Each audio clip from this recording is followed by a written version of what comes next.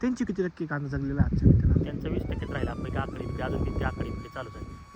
आपला आपला ना आपला आहे का जेवढा आहे आपला म्हणजे जमिनीचं 60-70% कांदा आपला 80% आहे. 20% बरं आपला असं म्हणू शकत नाही, 20% कंबर नाही. कंटिन्यू पण पावसामुळे पावसामुळे पण आज जे कंडिशन आहे, आज तुम्ही कांदा फुटवा बघा, तुम्ही हे बघा, हे बघा दांड बघा तुम्ही, हा, आणि काढू बघा प्लॉटला, हे बघा आजच्या मितीला जो पेर कांदा आहे आणि आपला पेर कांदा आहे, काय परिस्थिती?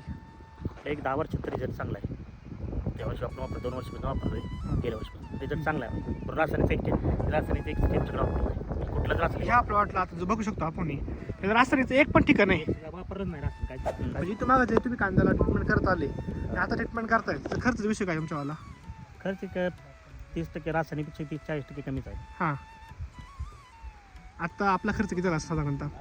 खर्च झाला असेल तर म्हणजे फक्त आपला बेसल लोस किंवा बेसल. आपले स्प्रे वगैरे किती खर्च असेल सांगा? 9,000 रुपये पर्यंत. किती एकरला?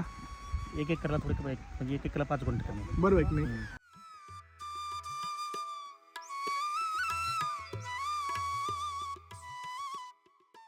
साहेब नमस्कार, नमस्कार. तुमचं नाव आणि ॲड्रेस सांगा ना. भाऊसाहेब शंकर देशमुख, हां. कंपोस्ट विकाय, तालुका खटाव, जिल्हा सातारा. अच्छा, आता आपण आपला हा कांद्याचा प्लॉट बघतोय, हा बरोबर. पेर कांदा आपला, हा पेर कांदा आहे. बरोबर आहे का? बघू शकतो आपण पेरलेला आहे, बरोबर आहे की नाही? साधारणतः आपला आज प्लॉट पिरून दिवस किती झाले? 2.25 महिने. 2.25 महिने झाले, बरोबर आहे की नाही? बरोबर. मला सांगा साहेब, तुमच्या भागात कांद्याचं प्रमाण किती आहे? कांद्याचं प्रमाण आमची कमीच आहे, 30-35% आहे. 30-35%. ऊसाचं प्रमाण जास्त असल्यामुळे त्यातल्या त्यात पेर कांद्याचं प्रमाण किती आहे? पेर कांद्याचं एक 20%. आजच्या मितीला जो पेर कांदा आहे आणि आपला पेर कांदा आहे, काय परिस्थिती? एक 10 वर्षात रिझल्ट चांगला आहे. त्या वर्षी आपण वापरतो, 2 वर्षापासून वापरतोय, गेल्या वर्षी रिझल्ट चांगला आहे. पण रासायनिक एक टेन्शन वापरतोय, कुठलंच रासायनिक ह्या प्लॉटला आता जो बघू शकतो आपण, त्याचं रासायनिकचं एक पण ठिकाण नाही. वापरत नाही रासायनिक काय सुद्धा वापरलं नाही. का नाही वापरलं? नाही वापरलं तर प्लॉट चांगला दिसतो. यात रासायनिक कशासाठी वापरायचं विनाकारणाचं? आपण घरी वापराय वर्षभर कांदा ठेवणार खायसाठी, विनाकारण कशासाठी विष कशासाठी परत डबल खायचं आहे. बरोबर. याला तुम्ही काय काय वापरलं ते सांगा ना. आता आपण कृष्णन, सागोनी, परत कार्बन एकोनी, प्रोमो एकोनी, कॉम्बी, सॉईल, मायको, Crop नंतर ते वरून spray घेतला. प्रॉपर नंतर वरून स्प्रे घेतला, कॉम्बीचा, त्याचा फ्रूटचा वरून स्प्रे घेतला. बरं, एवढं तुम्ही ट्रीटमेंट केली आजच्या कंडिशनला, बरोबर आहे की नाही? आणि ज्यावेळेस कांदा पेरला त्यावेळेस कंडिशन काय होती कांद्याची? कंडिशन म्हणजे वाटत नव्हती. कंटिन्यू पाऊस चालू होता. किती दिवस? पाऊस 8-10 दिवस चालू होता पेरल्यानंतर. बरोबर आहे. आपण पाणी ज्यावेळेस प्लॉटला पाणी visit केली, साठलं होतं. त्यावेळेस प्लॉट कसा होता? त्यावेळेस होतं सुईसारखं रोप होतं. सुई प्लॉट होता प्लॉट गेला, जुळजुळ करत होतं. म्हणजे असं वाटत नव्हतं असं येईल प्लॉट. आणि त्यावेळेस तुमच्या बरोबर जे प्लॉट त्यांनी कांदा पेरला त्यांचे प्लॉट कसे आता काय दिसतंय समोर होता नाही वरती? रासायनिक. बरोबर आहे. त्यांची किती टक्के कांदा जगलेला आहे आजच्या मितीला? त्यांचं 20% राहिलं. आपलं आकडी अजून किती आकडी चालूच आहे. आपला आपला ना आपला आहे जेवढा आहे आपला म्हणजे जमिनीचं 60-70% कांदा आपला 80% आहे. 20% बरं आपला असं म्हणू शकत नाही, 20% कंबर नाही. कंटिन्यू पण पावसामुळे पावसामुळे पण आज जे कंडिशन आहे, आज तुम्ही कांदा फुटवा बघा, तुम्ही हे बघा, हे बघा दांड बघा तुम्ही, हा, आणि काढू बघा प्लॉटला, हे बघा. मला सांगा साहेब, तुम्ही कांदे पीक किती वर्षापासून करताय? 8-9 वर्षापासून. 9 वर्ष झाली. काय अनुभव तुमच्या इथून मागचा?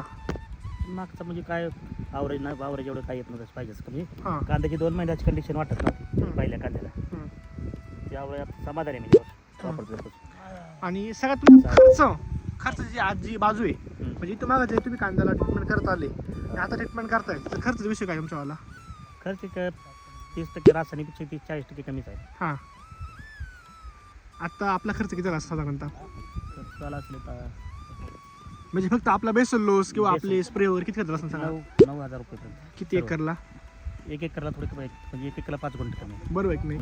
आणि साधारणतः प्लॉट हार्वेस्ट होतो अजून किती वाटतं खर्च होईल तुम्हाला? अजून एक 5,000 रुपये होईल आता, जास्त नाही होणार. 5,000 रुपये, बरोबर आहे की नाही? मला सांगा, तुम्ही जर एक एकरला तुमचा खर्च 15,000 येत असेल तर किती मोठी पैशाची बचत आहे? बरोबर आहे.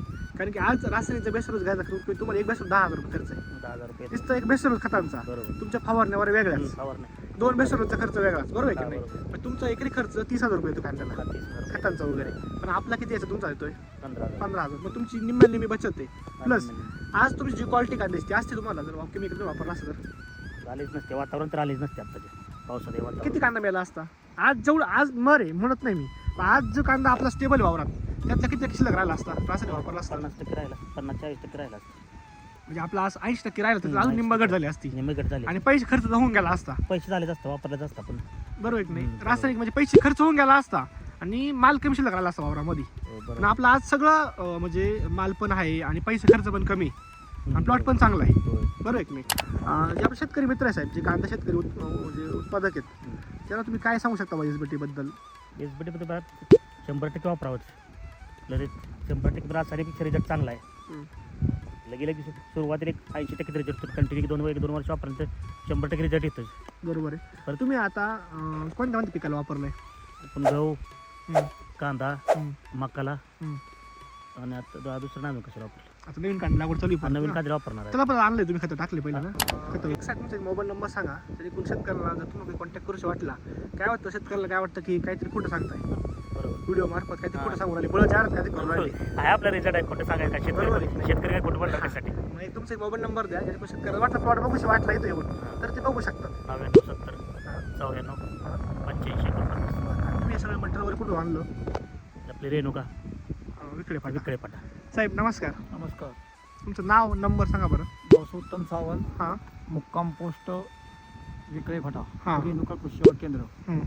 विकळे फाटा, नंबर 76 66 10 59 20. ठीक आहे, धन्यवाद. धन्यवाद सर.